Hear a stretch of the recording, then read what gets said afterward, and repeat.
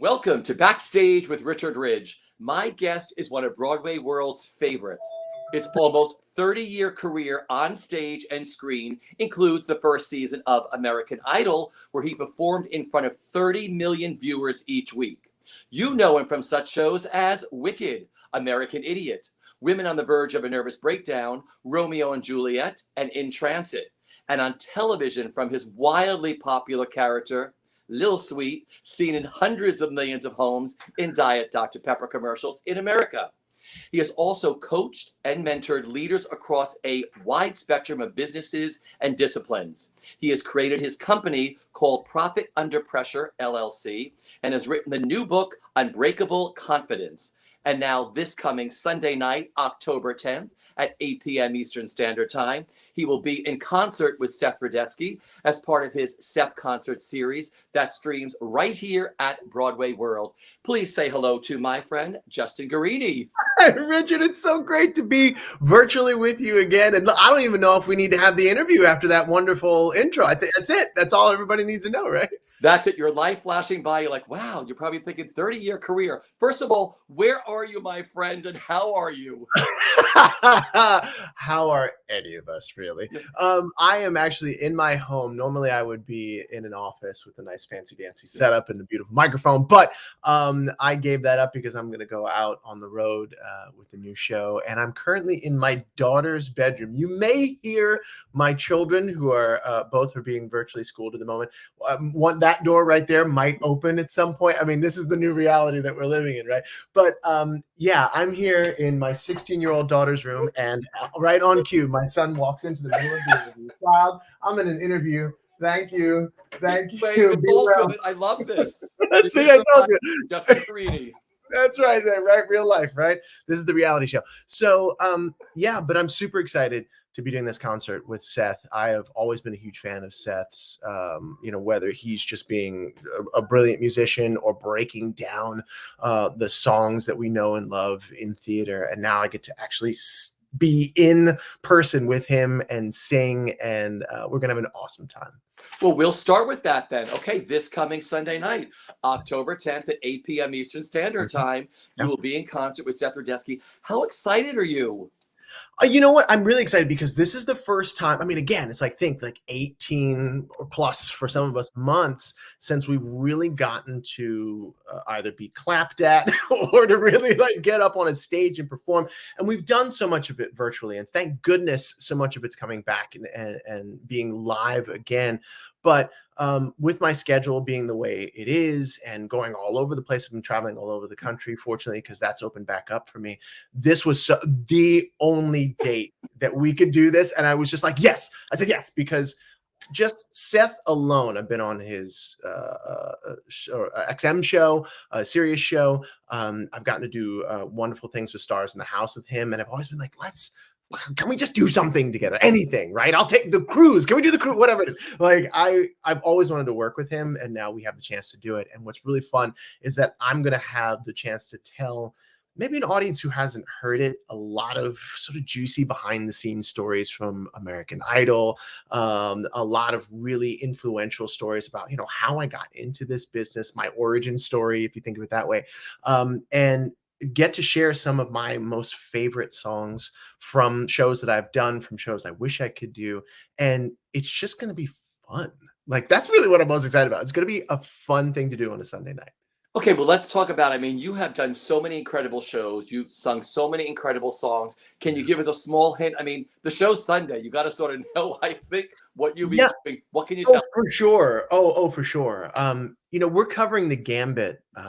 For example, and you can Google it. There is a video of my very first American Idol audition and what I sang in the audition. We're going to sing that, and I'm going to tell the story of what it was like, because it's television history. 30 million people, 50 million people at one point on the finale were watching Kelly and I duke it out for the crown. And over that time, that was 2002, 10,000 people nationwide auditioned for the show in 2002.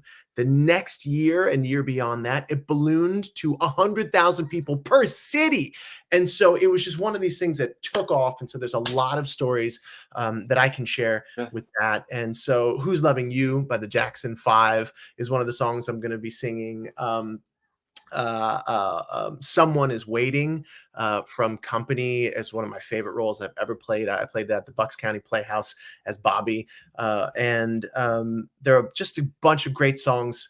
One behind the scenes story, really super quick, is where I messed up in front of 30 million viewers on live television and nobody knew it. I completely botched one of the most iconic songs in jazz history. And so I'm going to sing that song. And as I'm singing the song, I'm going to stop, show you exactly where I messed up, how I messed it up. And maybe we might even throw some video of the live version of me doing it live. So again, it's just going to be this fun, interactive, behind the scenes look at so many of the things that I've been able to do and so many of the stories that people don't know about, how I made it through barely alive sometimes. I love that you did this jazz standard that everybody knows, but you probably made it your own, which I know what you're talking about because I watched your journey. But I was like, oh, he made it his own, but no one picked up on it. No, and thank goodness social media didn't exist the way it does now, right? Because I think we had like MSN message boards back in the day, like remember those? And I think maybe somebody mentioned it, but it got buried. Whereas now, you know, you make a mistake like that, and it gets broadcast to every corner of the earth. Yeah, but 30 million. I was able to play it off. Yeah, 30 million people to watch your mistake now. Back then, exactly. Oh my God, MSN, like you said, that's crazy. Those message boards and remember downloading. Remember, I don't know if it was for you, like. You'd watch like the top of someone's head come in, and then you get down to the forehead, and you wait. Oh, the eyes are coming in. Let me go have lunch. 5-10 minutes, right? 5-10 minutes at the least. 5-10 minutes for any sort of picture and sharing like that, and that you know, just being in my daughter's room here makes me think like, oh my goodness. Again.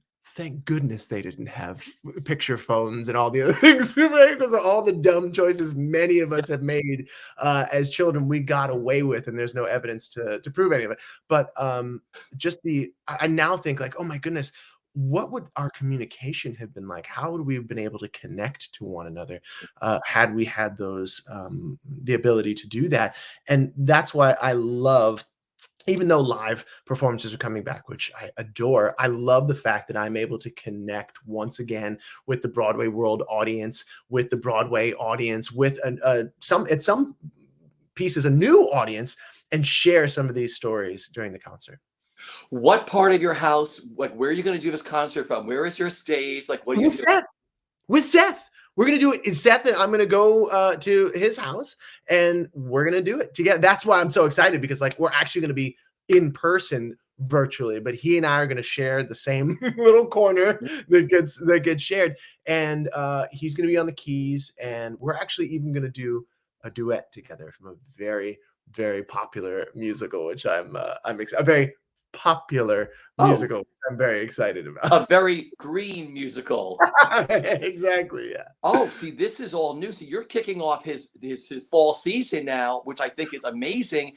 And yeah, the second performer. Yeah. Yeah, and you were going to his house to do this. Yeah. Okay, so during the pandemic, what part of your home, besides your daughter's bedroom, did you turn into your like sound studio, your stage where you had to present yourself? Yeah, actually, it was a guest room, which my wife and I turned into a walk-in closet. And so it was a walk-in closet, but I had, you know, if you ever walk into a photographer's studio, they have like the backdrop that's on those two, you know, stands that you put sandbags on. Well, I had those two stands, and I put up a red curtain, much like the blue curtain that you have in the background here, but it was the, you know, the stereotypical red curtain. And that was where I did it. And literally I was like crammed into the back of the room because I had all my big, and I mean, I didn't have, right now I have this really cool like star thing that goes over the camera now. It's like almost like a selfie light. But I had like the big photographer's umbrella things. And if you had seen it, like right here, there was clothes and clothes just outside the shot, right? And so during the pandemic, that was where I was doing a StreamYard show. That's where I was doing a lot of my coaching and trainings, and it was like this. And then eventually, I just said, you know what? I was fortunate enough to be able to get some work and to make some moves. And I was like, let me get an office where I have some more space, and I'm able to do that. And so it was wild, but I had to put up the blue background when I was doing self tapes. I mean, and literally it was just like trying to Rubik's Cube the room to make sure that everything fit. It was wild. Because everybody had their little area. They're like, don't look to the left, don't look to the right. I mean, people would like move their cameras. I mean, Beth Level's like, I just moved into my house. I have this little area where I can put a pretty picture behind it, a plant and a lamp, but there's a million boxes to the left, there's a million boxes to the right. And we made it work. That's the beautiful thing. As much as the pandemic and quarantine has taken a toll on our physical and our mental health and the world in general, there is something beautiful about humanity, how, especially in the arts, people who are creative, right? We made it work, and we were still able to serve. We were still able to follow our passion. We were still able to perform and give to this wonderful community and receive claps and applause rather in the comments and all this stuff. So I think it's just a beautiful testament to the creative minds in this community, and I'm just excited to be able to again get together in person with Seth, and yet still be able to reach the entire Broadway world, the global audience. So I'm excited. Because, one of the positives about the pandemic is that anybody anywhere in the world can buy a ticket to your show and watch you all at the same time. Yeah. And that's got to make you feel so great. Yeah, it's like this weird sort of, it's almost like American Idol in the sense of in the studio, we were at CBS Television City, which is funny because it was a Fox show. But we were at CBS Television City, and in the studio, there's probably about 100 people, right? Which is great. Like 100 people, that's nothing to sneeze at. But camera, big jib, and behind the camera were 30 million people. And I had to stop myself from thinking about that, because how do you fit? Okay, we can imagine 100 people in a room, right? You can imagine even 50 to 70,000 people in a stadium, right? For like a football game or a college football, or something like that. But when you get up to a certain number, it just becomes a number. You're like 30, what? And then you start to go into logic lock. So I feel it's almost like the same way because of the pandemic, because of the reach that BroadwayWorld has, and the fact that we are now so connected, and that Broadway is not just, and never has been, but is not just in Manhattan.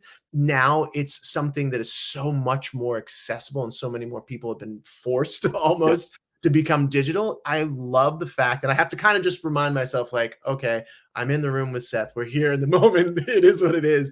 And no matter how many people are watching, it still ends up being this beautiful and intimate moment that we all get to share together. All right. I can only imagine what it's going to be like having the two of you together, because you never know where Seth is going to go. But I think you're ready for the journey. Right. Yeah, exactly. Well, that's again, that creative Seth is so, I mean, he's a brilliant musician, right? And then on top of that, he is a host and a personality, and he understands how to make a show. I mean, literally in terms of Disaster, the musical, right? But also in his serious show as well. Like, he knows how to pull the best out of it. And even in the notes that he sent me, I sent him all the songs. He's like, okay, hey, what's the map for this? And what do we do? There's always so much, because we could easily just get together and, sing some songs around the piano. But like, there's always the desire to make sure that we give a great experience to the audience, an entertainment experience. And so, like, you don't know where it's going to go. We may just throw in some things randomly, but you won't know unless you're there. Okay. Have you chosen what you're going to wear yet? No. So I love this. You're like, no, I'll find something in the closet. No, literally, like, honestly, again, my schedule's been so wild. I just was doing a teaching residency for a week at Pace University for their musical theater program, which they have They have done such a wonderful job with their program. And now I'm directing, as a part of that residency, I'm directing a new musical, the reading of a new musical, which has literally been Tuesday, Wednesday. Today will be our last thing. Then Friday we put it on. I have Saturday to breathe. Sunday is a Seth concert, and then I go down to Myrtle Beach to host a marketing conference for a week. And then right after the day I get home, I start rehearsals for a new musical, which should be announced very soon, which I'm very excited about. Okay, so we have to go back to the pandemic for a second because, all of a sudden you were in rehearsal for the Britney Spears musical. Mhm. Everybody, I mean, we were in that building. We were in on some floor. I Yeah. stopped on your floor and Yeah. they didn't have the paper on the window. And I was like, I'm going to stand here and watch you all do a number. We are so excited for this. Yeah. Then everything shut down. What Yeah. I want to ask you is, how were you able to process that loss right away? Because none of us knew early on if this was 2 weeks. I mean, Yeah.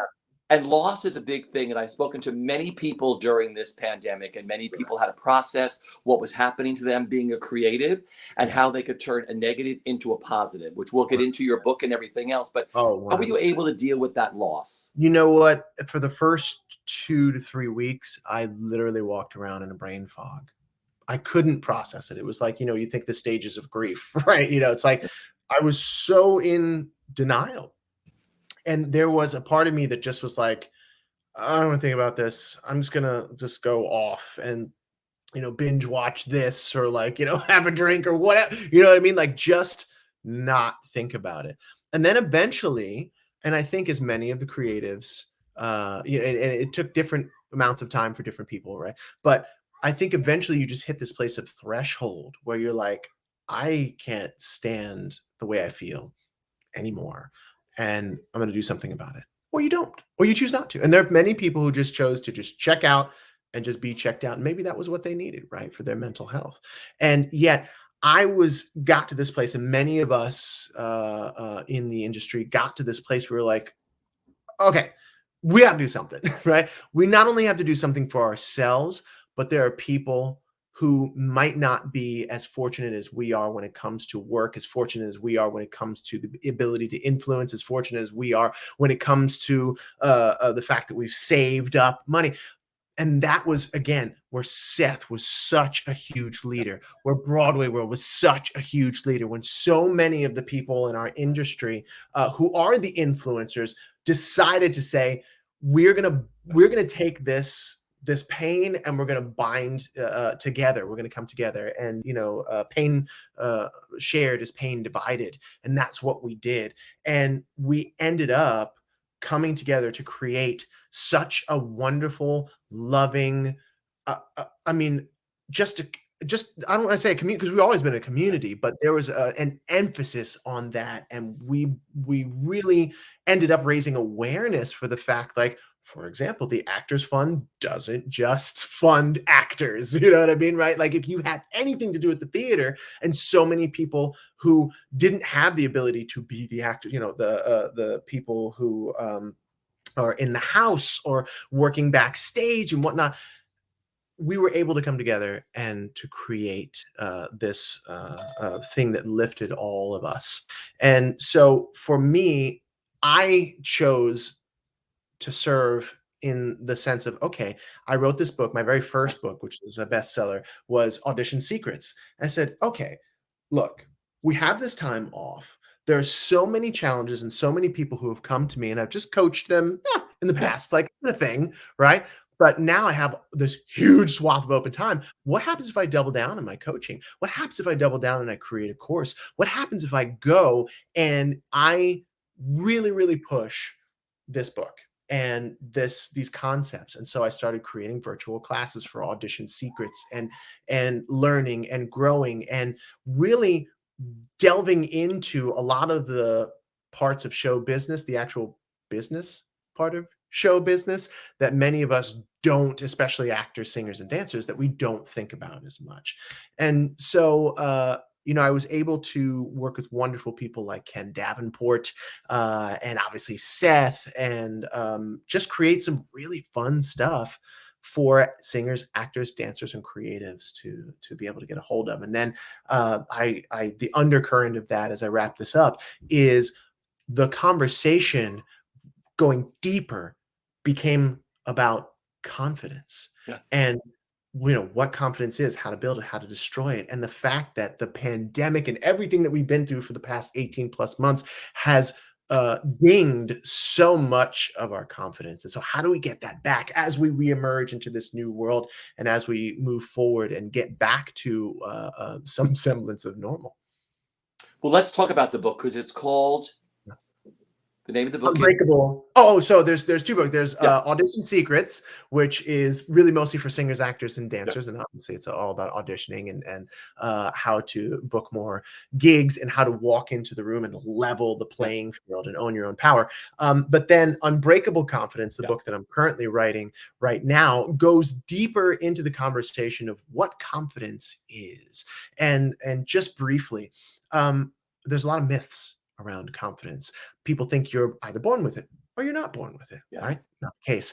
You have to have years of experience, decades of experience to be able to really confidently speak to something or to coach someone on something or to consult with someone on something. Not true. Or that you have to have, a piece of paper with letters behind your name, right? Which is great, all great. Nothing wrong with that. But those myths are not true. Confidence is a skill, just like chewing gum without swallowing it, just like, doing this thing, right? Right. It's a skill that anyone can learn. And one of the best ways that I can describe confidence is by looking at the word itself. When you look at the root word of confidence, it is confide. The English root word is to confide, right? And to confide means to trust, which is why we tell our secrets to a confidant, a confidant, someone we trust. So when we don't have self-confidence, it just means we don't trust ourselves. And there's so many things that come along, things that have happened to our body, right? And during the pandemic, we can't even trust the air, things that happen in our relationships, things that happen in our spiritual connection and in our business that cause us not to trust ourselves. So one of my missions is to help people to learn how to trust themselves so that they can ask for what they want, go after what they want, and recognize the patterns that come up that most people see as reasons to stop are ultimately, when we trust ourselves, reasons to push forward, reasons to grow, and reasons to ultimately get what it is that you deserve to have in your life. I love that. So this second book is not done yet. It's not done yet. Yeah, no. It's not done yet. It'll probably be done first quarter of next year. Oh, I love this. But you also started your company called Profit Under Pressure. Yes. LLC. What is that? How can people find out about that? Yeah, sure. I mean, you can go to justinguarini.com or profitunderpressure.com. And really what that is it's an homage might be too big of a word, but like, it's just a little nod and a wink to what it is that you, me, and pretty much everybody else in the creative field does. We are the people who profit under pressure, whether it's an audition or an interview or a live, whatever it is, right? Like, that is pressure that most people will run screaming with their hair on fire away from. And like, like the first responders, and I'm not comparing us to first responders, the wonderful job that they do, but like that, we are trained to run towards the danger. We are trained to run towards the pressure. And ultimately, how do we maximize our profit from that? And profit is not necessarily just financially, but profit is exposure, profit is influence, profit is all those things that we leverage in order to make our living. And so that was why I want to say Profit Under Pressure LLC. And so if you want to find out more about that, what it is that I do, the speaking engagements that I have done, and that I'm also available for, at least virtually now with my schedule, you can just go to justinguarini.com. If you can't spell that, look up the guy with the hair from American Idol. That'll work. And then, or profitunderpressure.com. Because you've coached and mentored many, I mean, presidents of companies and all this stuff. I mean, that's amazing. It's wild. Yeah. It's really wild. And I love it. If you can't tell, I'm a little passionate about confidence. I'm a little passionate about speaking. And what I've learned is that, oh, wait, all these kooky experiences that I've had that you talked about, it's all a part of the lineage. And I'm going to talk about this actually in the show with Seth. I grew up as the son of a chief of police in Atlanta, highly politicized and political position, and as the son of a woman who was a CNN anchor woman when it first started up, right? So the lights, the cameras, the having to perform under pressure, all of those things just are in my DNA. And so you wonder why I chose what I chose for a living. And then being able to take all of those experiences, American Idol and Broadway and Little Swede and all the things that I've done, and say, oh, wait, there are entrepreneurs, authors, CEOs, presidents of country who need the skills that we in the creative field have and we take for granted sometimes. And so that's why I love being able to bring all the wonderful things that I have learned and that many of us have learned in our own way in the creative field to bear inside of the game of money and entrepreneurship and leadership inside of companies, and the ability to, and really as simple as it sounds, the ability to convey a message that has impact. Because what do we do when we step on the stage? What do you do when you're interviewing people like here or on the red carpet, right? You're getting information, you're creating a message that has impact on the people who are viewing and causes them to take action, go see the show, come to Broadway World, whatever that is. And so I think it's things that we sometimes take for granted that have value and great value outside of our business. Yeah. Going back to the beginning, I love your family background. What was the defining moment when you said, I want to be an actor and try to make a living at this? Yes, 100%. It was at Bonnie Bray Elementary School in Virginia, where I was living at the time with my stepdad and my mom. And they used to have this thing called being a latchkey kid. You remember that? Yeah, latchkey kid, which means like both my parents were, my stepdad and my mom worked at the time. And I would go home and I would just be the kid who opened the door and would be there. But I mean, can you imagine like nowadays? But like, I would just be the kid, and I would sit, watch TV or play a game or do whatever, or play with my friends. But the school had this great after-school program for latchkey kids. So it's like, hey, let's just, kind of take them and do something fun with them in the school so that they're safe. And one day somebody wheeled in an AV cart with a TV that was strapped down and a VHS player. And they popped in this VHS, and I'll never forget, the words came up on the screen, West Side Story. And that was it. That was it for me. And I'll tell the rest of that story and what happened afterwards in the in Sunday's show. But that was it for me when I saw that. And so many of us have those moments, right? Where we are so touched. And again, think about that. That was a message. Someone followed their passion and created a message that had impact. Yes, they borrowed from Shakespeare, right? Another beautiful message that had impact. But even better, they took a message and a story hundreds and hundreds and hundreds of years old that already had impact, filtered it through their own lives, their own experiences, their own abilities, created something that has its own life and its own impact and has changed the lives of, tens of millions of people around the world since it was created. And like, isn't that the goal of art? Like, isn't that the goal of what it is that we do ultimately? And it's just a beautiful experience. And it's part of the reason why I'm here. Yeah. Because, the interesting thing is we read that in 5th grade. We had the copies of the script and we all, that was the book we read in English. And everybody got to do a role. And it was like, oh, this is a play. Yeah.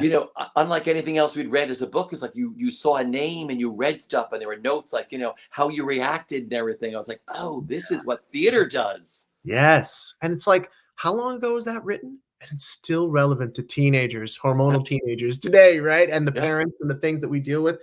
And so it's a beautiful experience. Obviously, it was for me. And I can't wait to tell more about it on Sunday. Okay, and speaking of popular in that Green show, was it Wicked your Broadway debut?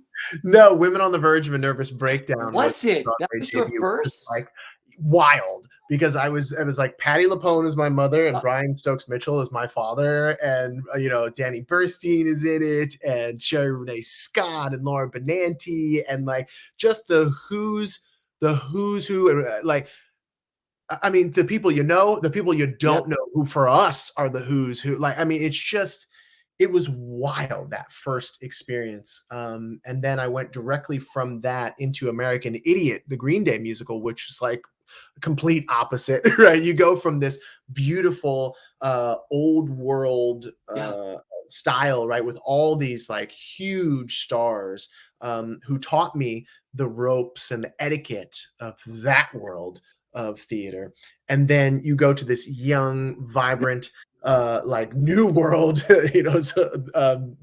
show, which is like rock and roll and like irreverence, and I learned that set, of etiquette. And then from there, I went on. And I think just after that was Wicked. I can't remember if it was Romeo and Juliet first or Wicked after that. But That yeah, is so bizarre. For some reason, I have this vision of you. I remember seeing this picture of you outside the Gershwin Theater as Fiyero, and I'm like, I was there. Yeah, I was you know, there for sure. But I think it was maybe my third or fourth show at that point. that Yeah. is crazy. So you worked on Women with all those people and Bart Scher and like watching Yeah.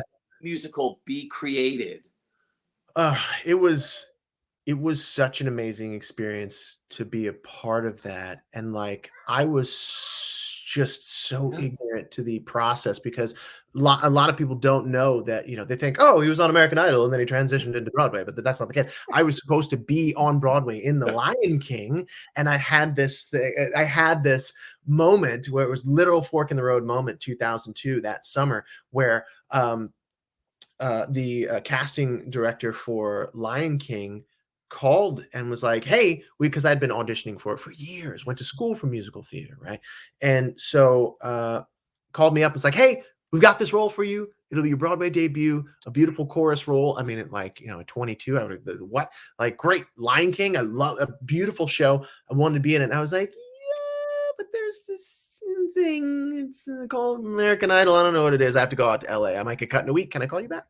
And so and I'll tell that story, the rest of that story on Sunday, because there was a moment where I had to make a choice, and I was there on the set of American Idol, literally having to call and either say, yes, I'm going to make my Broadway debut, or no, I'm going to chase after this thing that I may get cut. I wasn't even in the top 30, no guarantees Yeah. left. And so, yeah, it's a wild story.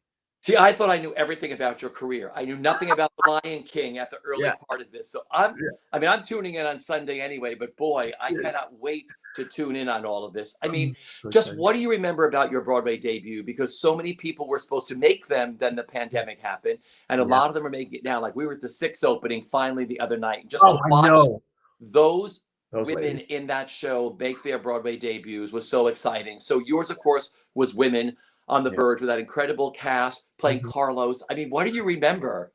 I remember being in the third leg of the wing, stage right, and just like, "Oh my god, this is happening." Like that, like, nothing prepares you for it, and you go out and the nerves are there, and, it's like, I've been in front of, what, 30 million people on live television at that point. I had toured all over the country and throughout the world at that point, like, this was no but and I was in the Belasco Theater, right, which is, only so many seats in there, right? But Broadway, dreams come true. That kid who was the latchkey kid, was like, right, getting that moment to be that thing that he wanted to be, knowing that I had become that person who was about to step out onto the stage. And it was like thrilling, like the literal thrill inside of me that happened. I stepped out and I was nervous and I did it. And I was like, make sure you do, left and right and 5 and 6 and 7. And like, and then it just flowed after that. It just flowed, Yeah. and just this thing where you're like, "Okay, okay," and it's like the when the dam breaks, and it's like there's no going back after that, and that was the feeling, and I'm sure in their own way, everyone who's making their Broadway debut, especially those wonderful and extremely talented women from Six who had it snatched from them at the 11th hour, Yeah. getting to go out there is just like this. It is in the dam breaks, and you get to take all of this pent up energy and momentum from 18 plus months, and then however many years and months before that you've been desiring this thing, and you channel it into the hearts and the minds of the people in the audience. And there's nothing nothing like it in the world. It defies the description I'm giving Yeah. it pales in comparison to the feeling. Because they were great the other night. They said, Richard, it wasn't right the first time around. It wasn't supposed to happen then. It was supposed to happen tonight. And it was. And they had the most glorious opening, the most beautiful weather, the most fabulous party. I mean, it was meant to be the night it was. Yeah, exactly. And we're all coming Yeah. out of this long winter, the longest, the 3-year winter. And so, yeah, they open it. I love it. I think it's So I've they're like, spoken to Diane Jackson, all these people God. hide under her bed. Right. You know, you talk about you started with West Side Story, like seeing that tape. You got to do Romeo and Juliet with Orlando Bloom. My goodness, and Condola Rashad, Yeah. and so many Jane Howdy Shell, and like Yeah. just oh my goodness, so many amazing people. It was to be able to work with David Laveau, Yeah. has just been. I mean, look, I have worked with, Bart Shear, and like I've gotten the chance to work with amazing directors. I mean, Mark Bruni, like just the list goes on, and to be able to work under someone as savvy as David. Yeah. And who, while the show unfortunately was not commercially successful, it was beautifully designed, and it was just this modern take on a classic, and yet, it was so awesome to be able to be Paris, who is like the classic straw man, and yet the way that David and I spoke about it, and the way he was able to help craft the way I approached it, made it so much more fulfilling to play Paris instead of just being the guy who loses, right? And so it was an awesome experience, to say the least. You may not, you said it wasn't a big success, but it was successful for a lot of people because it introduced a whole new audience to the theater, because they were going to see someone like Orlando Bloom, who they knew from the movies. And they were like, when I opened that play in 5th grade, they're like, oh, this is live theater. I love this. David made it accessible to a younger audience, and it changed the minds of those people who are now going to the theater over and over and over. 100%. And that is what you want. You want to be able to take and create a relevant message. I mean, whether you're a marketer, whether you're a creative, whatever that is, it's just making sure that your message is relevant to the audience that you're going after. And we've had so many periods of, of just like crushing moments in the arts. The AIDS pandemic stole so many of our creative souls, and the patrons as well who came, right? And then you go along from there, and you look at this pandemic, Terrence McNally, and like so many of our finest contributors and creators and are lost. And then the people even just weren't able to show up, right? So much. And then now to be able to come out of this again long winter, and to be able to create experiences like the concert on Sunday that's going to be live here on BroadwayWorld, and not be taped. I mean, it is like live.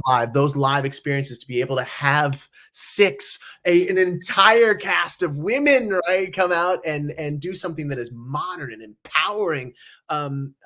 And then, like we were talking about with Romeo and Juliet, like classic banger written, forever ago, to be able to make those things accessible to a new audience, and to create a message that has impact and reaches new people, so that they continue or they become the next generation of creators and patrons of an art form that's been, dying for 4,000 years. You know what I mean? Well, we're just about out of time, but I wanted to ask you, what have you learned about yourself during this pandemic? I have learned that there have been so many weaknesses, that I've gotten away with a lot of stuff. And the way I like to, especially in my coaching, break down life is, your body, your spirituality, your relationships, and your business. And I have seen in the pandemic where, I had this amazing national television commercial, and I have been able to get away with things financially because of that, because it's just like, oh yeah, it's happening great. Everything's, clicking. And then when it all gets shut off, you're like, oh, wait, all these things that I was able to ignore, I didn't see. So I was able to attack those during the pandemic with my body, right? Like the exposure and the fact that, you know, I was able to avoid COVID for like a year. And then of course I went out and I hosted something in LA and managed to, and I mean, I'm fully vaccinated, but I managed to pick it up, and then boom, had to go through that. And that was a whole other thing where I came out of it. Unfortunately, you know, I've fully recovered. It was a while ago, but like, you know, I was able to be like, oh, okay, here are some of the challenges that I missed in my body, and so on and so forth. So I realized that weaknesses in my game that like, oh, this time off has allowed me to strengthen the foundation so that I can build back even better. Beautiful. We have to mention Little Sweet for a second. The Diet Dr. Pepper commercials. I was obsessed when they came on TV. It's like, there's my friend. There's my friend. I'm like, yeah, it's wild, right? That must have been the craziest thing to do, because I'm sure people recognized you everywhere you went. Yeah, it was weird. I ended up just doing this audition, and the greatest thing that could happen, and I'll tell the story on Sunday, the greatest thing that could happen was that I just didn't care, because I was like, there's no way I'm getting this. So I'm going to go in and have fun. I cared about doing a good job, but I was like, let me have some fun. And now 7 years later, I get to have fun all the time with that amazing character. See, I love what you just said. You took the pressure off this. You said, I'm just going to go in and have fun and 100%. present to them the craft that I do and I have, and I'm just going to do it. And you got it. Yes, I know, right? Like it just was, it just has been so much fun, and I can't wait to tell you the story behind all of it. I hope you do some Little Sweet on Sunday too. I mean, you should put a whole show together. We'll see. We'll see what happens. Justin Guarini is Little Sweet. That's your Broadway Cares benefit or something. That's a whole other chapter of your life. Exactly. Listen, Justin, I have known you from the very beginning, and like I said, this has been so thrilling to catch up with you again. Yeah, I thank you so very much. Thank you for being so supportive. And I always love seeing you, whether it's on a red carpet or, you know, when we were in person. And I just want to thank you for being so supportive of me and, of course, of this entire community, and always asking questions that are just go beyond the regular sort of stuff, and getting into why we do things, how we feel about things, and just like always being one of those people who promotes the unity of our community. So thank you for that. Oh, you're welcome. You make magic. What you all do, you make magic 8 times a week, or you make magic on TV or something, or you just heal people and help them with this wonderful stuff that you're doing now with your coaching. So once again, Justin will be live in concert with Seth Rudetsky, live, the two of them together, this Sunday night, October 10th at 8 p.m. Eastern Standard Time. The Seth Concert Series is produced by Mark Cortali and is sponsored by BroadwayWorld and StreamYard. Tickets are available at BroadwayWorld events and at SethConcerts.com. Just Google Justin Guarini. You'll get tickets to this thing. It's going to be an incredible night, because there are stories I thought I knew that I don't know, that I cannot share. And like I said, I love that you're in your daughter's room, and I'm sure they're not saying, Daddy, I want my room back, right? I know, right there. She's in school right now, thank goodness. But yeah, but thank you so much. I can't wait to see everyone on Sunday, and we're going to have an amazing time. So make sure you show up. Take care, everybody. See you soon. And for all your theater coverage, it's BroadwayWorld.com.